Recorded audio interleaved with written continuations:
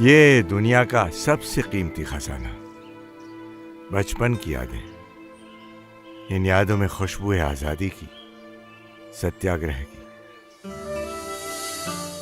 मैं तो बहुत छोटा था, ज्यादा समझ नहीं थी, पर मेरे बाबा और दादाजी दोनों स्वतंत्रता सेनानी थे। उन जैसे लाखों हजारों लोगों के संघर्ष के बाद ही तो हमारा भारत आजाद हुआ। लेकिन ये कोई खुशी की बात न थी। 200 साल की गुलामी के बाद जो आजादी मिलने जा रही थी, उसकी कीमत कौड़ी की रह जाती। कैसे? उन दिनों में भारत छोटे बड़े 562 रजवाड़ों में बिखरा देश था। अरे सोचिए, क्या होता अगर आज गुजरात एक अलग देश होता, जैसलमेर और लखनऊ एक अलग देश होते। और इन सब देशों में जाने के लिए हमें पासपोर्ट और वीजा की जरूरत होती। पर ऐसे में एक साहसी धरती पुत्र ने यह प्रतिज्ञा उठाई और अपनी राजनैतिक सूझबूझ से किसी को समझाकर तो किसी को थोड़ी सख्ती से एकजुट किया और बनाया एक आजाद अखंडित हिंदुस्तान। जानते हैं कौन थे वो? सरदार वल्लभ भाई पटेल, किसान पुत्र, लौह पुरुष, जन सेवक, देश सेवक। कुछ अलग ही मिट्टी के बने थे ये। बैरिस्टर थे, विलायत से पढ़कर आए थे, चाहते तो वकील बनकर खूब कमाई कर सकते थे। शेष जीवन भी अंग्रेजों के जैसे ठाठ से बिता सकते थे। पर उन्होंने देश सेवा का कठिन मार्ग चुना, क्योंकि ये तो बचपन से लेकर आखिरी सांस तक लोहे जैसे मजबूत इरादे के साथ चलने वाले व्यक्ति थे। अपने डर से कैसे लड़ना और कैसे उसको हराना है, वो भली भांति जानते थे। वल्लभ भाई के साहस के किस्से तो मां हर आए दिन सुनाती रहती थी। एक बार बचपन में उनके बगल में फोड़ा हुआ, इतना दर्द हो रहा था कि जान निकल जाए। उस वक्त लोग फोड़े का इलाज करवाने गांव के नाई के पास जाते थे, जो गर्म लोहे की छड़ से उसे दाग देता। पर वल्लभ भाई का दर्द देखकर नाई की भी हिम्मत नहीं हुई। लेकिन ये तो वल्लभ भाई थे। उन्होंने खुद छड़ हाथ में लेकर बगल में फोड़े पर लगा दी। यकीन नहीं करोगे, लेकिन उनके मुंह से एक चीख तक नहीं निकली। बचपन से ही साहसी और निडर थे, इसीलिए तो कहलाए लौह पुरुष। उन्होंने लंदन में बैरिस्टर की पढ़ाई की और गुजरात आकर सफल बैरिस्टर बने। कोट पैंट पहनकर बिल्कुल अंग्रेजों के जैसे स्मार्ट, यंग, सक्सेसफुल बन गए वल्लभ भाई।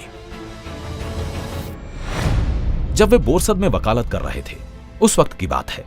एक दिन वो कोई केस लड़ रहे थे और उसी वक्त उन्हें कोर्ट रूम में एक टेलीग्राम मिला।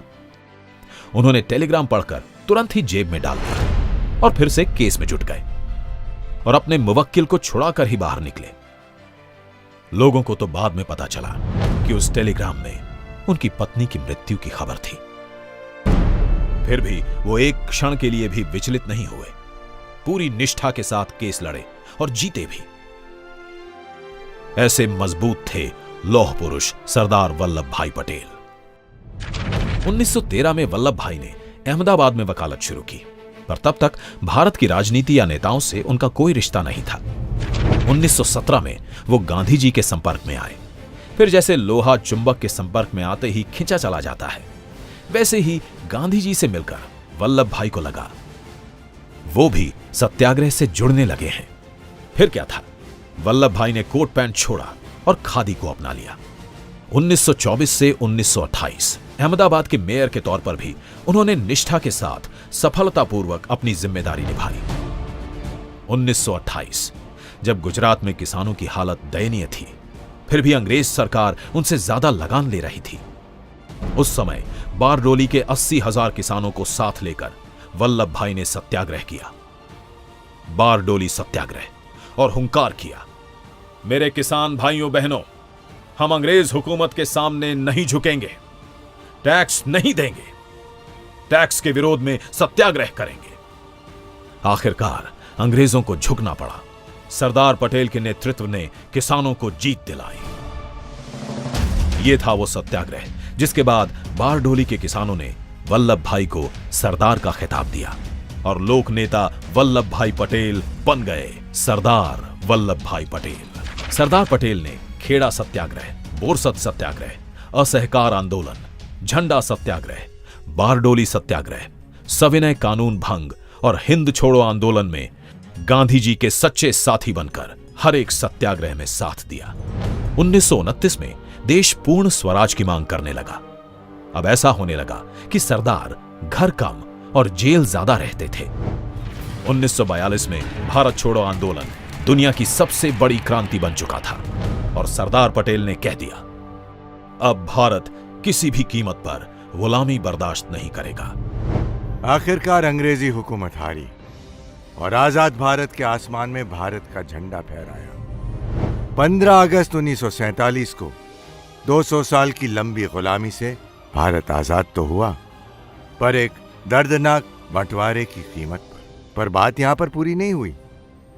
जैसे मैंने कहा, एक तरफ बिखरी हुई रियासतों को हिंदुस्तान में जोड़ने की रणनीति का भार और दूसरी तरफ देश के गृह मंत्री होने की बड़ी जिम्मेदारी भी, और साथ ही सेना और पुलिस का नया कार्यभार, और इन सब के बीच में खुद का बिगड़ता हुआ स्वास्थ्य। लेकिन आधुनिक महाभारत के इस अर्जुन को देश सेवा के मौके जैसे जैसे मिलते गए वैसे वैसे निभाते गए।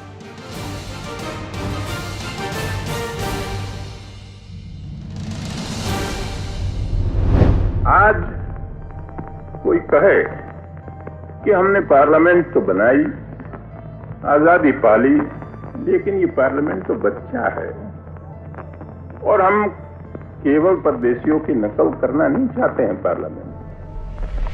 तो हमें हिंदुस्तान के ढंग के अनुसार जो पार्लियामेंट बनानी हो, पैदा करनी हो, तो केवल उसी के पर नजर रख के हमें चलना नहीं।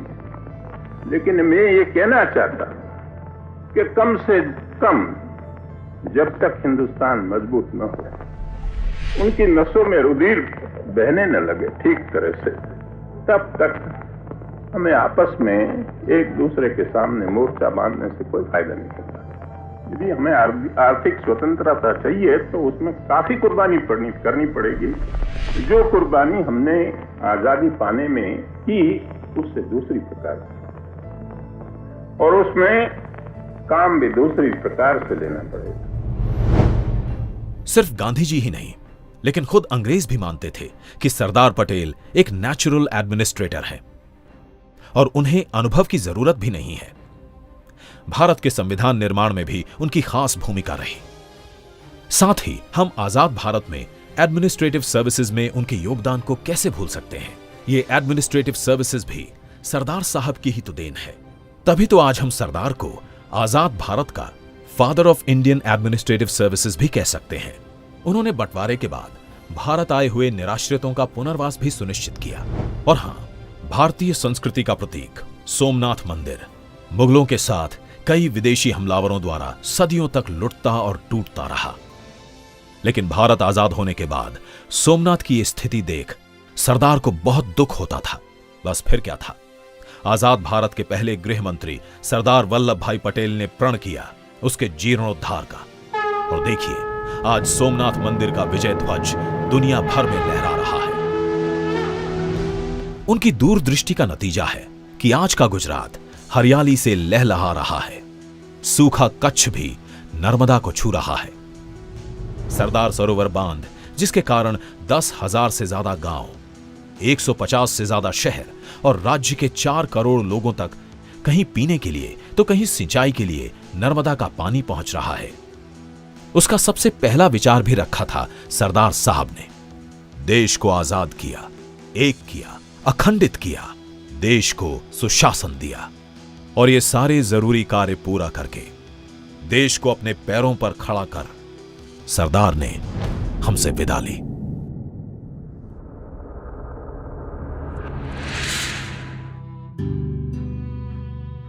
सरदार की अंतिम यात्रा। पूरा देश उमड़ा था सरदार को श्रद्धांजलि देने के लिए। उस वक्त बाबूजी ने मुझे कहा था, बेटा, ये देश सरदार का ऋणी है, हमें उनका ऋण चुकाना होगा। फिर तो भारत देश मानो आजाद पंछी के जैसे उड़ने लगा, आगे बढ़ने लगा। लेकिन अफसोस कि अखंड भारत के शिल्पकार सरदार पटेल का ऋण हम चुका न सके। एक महान नेता बस किताबों के निबंध में और सरकारी छुट्टियों में ही रह गए। आज न सरदार है न बाबूजी। कुछ है तो वह है गहरा अफसोस कि काश हम सरदार को कोई बड़ी भेंट दे पाए होते।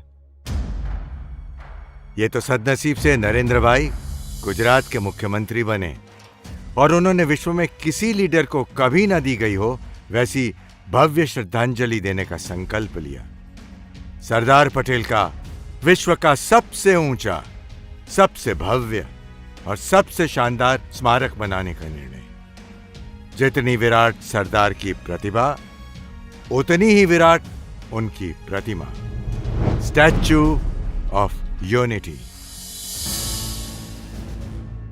182 मीटर ऊंची नर्मदा की गोद में सरदार सरोवर डैम के ठीक सामने इस भव्य प्रतिमा का निर्माण कार्य पूरा होने पर है। पर यह सिर्फ स्मारक नहीं, यहां सुशासन और सरदार की नीतियों पर होगा रिसर्च और सरदार पटेल की जीवनी पर विशाल प्रदर्शनी भी होगी, जहां से देश भर को मिलेगा न्यू इंडिया का संदेश और हमेशा एक और अखंडित रहने की प्रेरणा भी।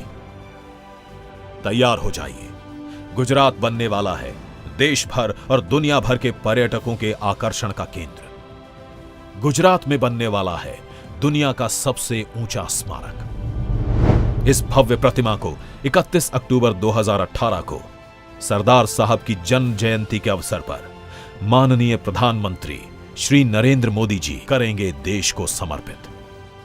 तो आइए हम सब आजादी की कीमत समझें, जात पात से ऊपर उठकर एक होने का संकल्प लें। जैसे हमारे सरदार कहते थे ना, आज जो हम आजाद हुए हैं वो आजाद हिंदुस्तान के सुपुत्रों का एक कर्तव्य है कि इसको फिर गुलाम बनने न दे और इसको फिर पीछे हटने न दे, आगे हटाना। तो आज दुनिया का ढंग क्या है, उसी माफक हिंदुस्तान को चलना है। तब तो हिंदुस्तान आजाद जिंदा हो सकता है और आगे बढ़ सकता है। तो आइए मनाते हैं भारत की एकता को, अखंडता को, विकास को। आइए प्रधानमंत्री नरेंद्र मोदी के साथ बनाएं सरदार साहब के सपनों का भारत।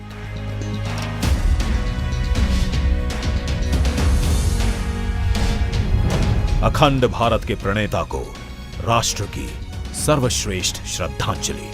जय हिंद।